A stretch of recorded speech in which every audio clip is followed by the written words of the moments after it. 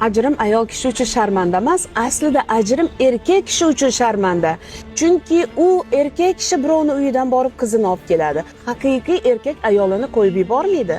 Haqiqiy erkakdan ayol ketmaydi hech qachon. Ayol ajrimga kelgan ekan, birdaniga kelmaydi u. Qandaydir etaplarni bosib o'tgan holatda uni hislari, tuyg'ulari, ayollik energiyasi va hokazo o'ziga kerakli quvvatni erkagidan ololmagandan keyin ayol kishi har doim ajrimga qaror beradi. Ayol ojiza, mardlik erkakka xos.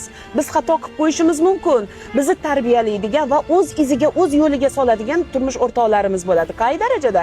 Eshitgan holatda, uni qadrlagan, quvvatlagan, ardoqlagan holatda erkak kishi eshitsa, undan hech bitta ayol ketmaydi. Qachonki ayol kishi ajrimga bordimi, demak u erkak unga nosog'lom muhitni yaratib bergan bo'ladi. U uning uchun ahamiyatli emas. Ajrimga ayol kishi qaror berdimi, u hech qachon qaytmaydi.